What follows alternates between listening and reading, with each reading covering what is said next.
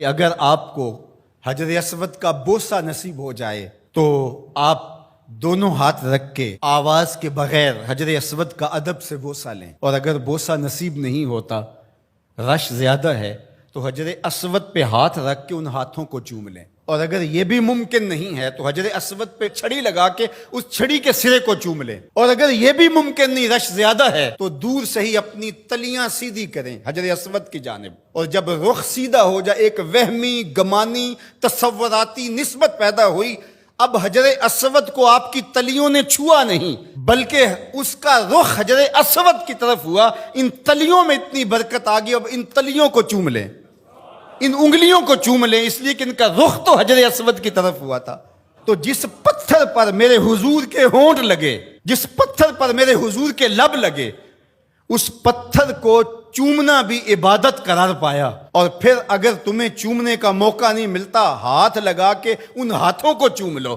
اچھا ہاتھ بھی نہیں لگ پائے، چھڑی کو چوم لو، چھڑی بھی نہیں لگ پائی، دور سے اشارہ کر کے اس کی سیدھ میں، اور پھر ان ہاتھوں کو چوم لو کہ جس پتھر پر حضور کے لب لگے ہیں اس پتھر کی طرف ہمارے ہاتھ سیدھے ہوئے ہیں، اب ان ہاتھوں کو بھی چوما جائے گا۔ پھر جس گلے کو رسول اللہ نے چوما، کیسے ہمت پڑی کہ اس گلے کو کاٹ دیا جائے؟ نہیں، وہ فقط گردن حسین نہیں تھی، نہیں، وہ فقط گردن حسین نہیں تھی، رسول کے بوسے کاٹے ہیں تیرے خنجر نے، تم نے رسول کی بوسہ گاہ کاٹی ہے۔ مسح النبی جبینہ فلہ بریق فی الخدود ابواہ من اولی قریش وجدہ خیر الجدود۔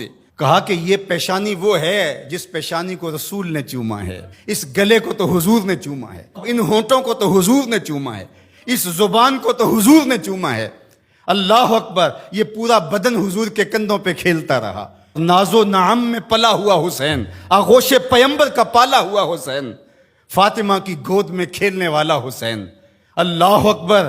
آج آپ ریاض الجنہ میں جاتے ہیں تو پہلے ایپ ڈاؤن لوڈ کرنا پڑتی ہے، اور پھر وقت لینا پڑتا ہے، پھر لائن میں لگ کے آپ کو ریاض الجنہ میں آدھا گھنٹہ ٹھہرنے کا موقع ملتا ہے، لیکن حسین کے گھر کا دروازہ ریاض الجنہ میں کھلتا تھا۔ جو کھیلنے کے لیے نکلے تو سامنے مسجد نبوی کا صحن ہے، کبھی پیغمبر کی گود ہے، کبھی زہرا سلام اللہ علیہا کی گود ہے، کبھی مولا کائنات کی گود ہے، یہ حسین ابن علی ہیں۔ حضور علیہ السلام گزرتے ہیں اور حضرت امام حسین رو رہے ہیں، تو آقا کریم نے فرمایا حسین کو چپ کرواؤ، اس کا رونا مجھے اذیت دیتا ہے۔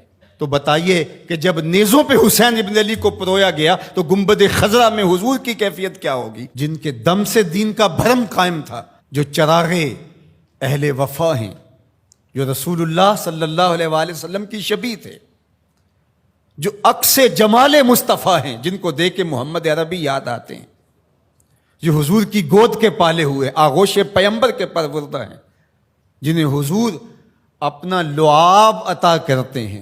آج اسی حسین کو، پیغمبر کے نواسے کو، 3 دن کے اس پیاسے کو کربلا میں ذبح کرنے کے لیے اسی رسول کی امت نیزے اور برچیاں لیے ٹوٹ پڑی ہے۔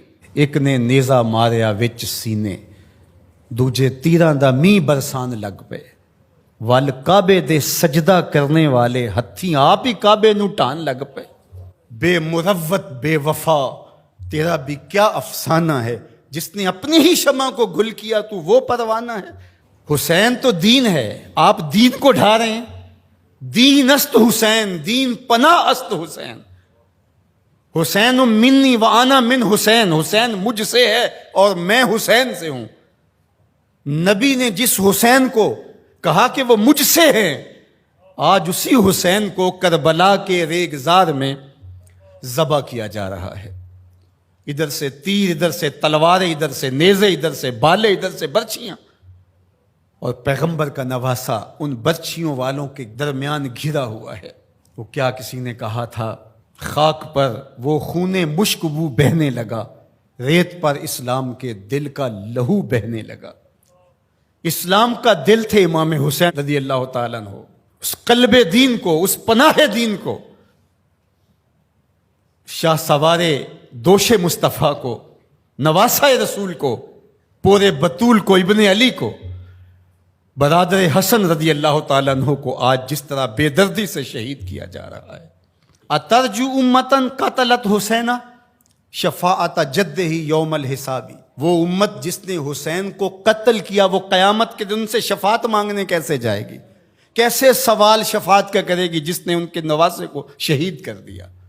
وہ کتنا دردناک منظر ہوگا جب قیامت کے دن سیدہ فاطمہ سلام اللہ علیہا اپنا مقدمہ لے کے رب کے حضور پیش ہوں گی اور حسین کے خون میں لتڑے ہوئے کپڑے اللہ کے حضور پیش کریں گی کہ مالک میں حسین کے خون کا حساب مانگنے آئی ہوں.